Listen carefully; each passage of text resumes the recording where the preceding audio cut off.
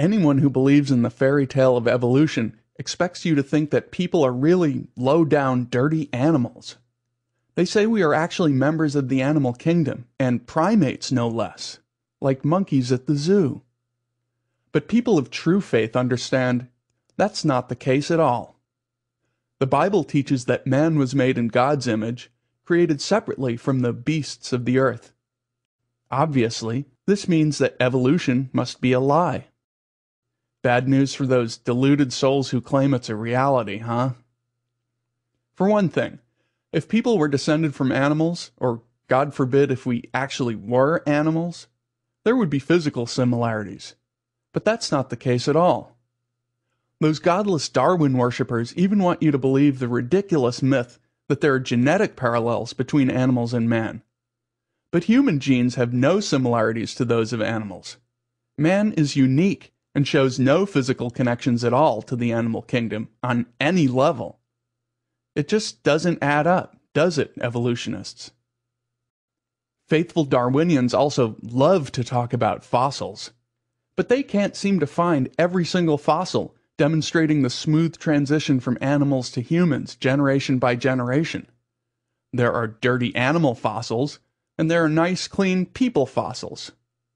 As we creationists like to say, just show us a fossil of every single transitional animal that has ever lived on Earth. If they did, we'd gladly convert to their religion instead. But they can't, so we'll stick to our beliefs. At least we have proof. Finally, if people came from animals, we would have inherited some of our behavior from them. But again, that's not the case at all. When was the last time you saw someone behaving like an animal?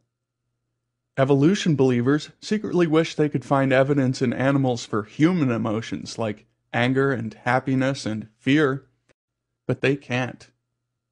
Also, God gave man the unique ability to resist sexual urges, whereas filthy animals have sex whenever they feel like it, by instinct. And how do you think animals do it? That's right, doggy style. Granted, we creation realists would have a tough time if there were parallels connecting people and animals. And of course, the case against evolution would totally fall apart if the link-by-link relatedness of all animals around the world demonstrated the same parallels in terms of physical anatomy, microbiology, physiology, and genetics, and if the appearance of increasingly complex life forms in the fossil record could be found in corresponding layers of rock everywhere around the globe, as dated predictably and repeatably by highly accurate radiometric methods, which use the same understanding of physics that created the atomic bomb. But when you look at the actual facts, the true reality becomes clear. That couldn't be the case at all.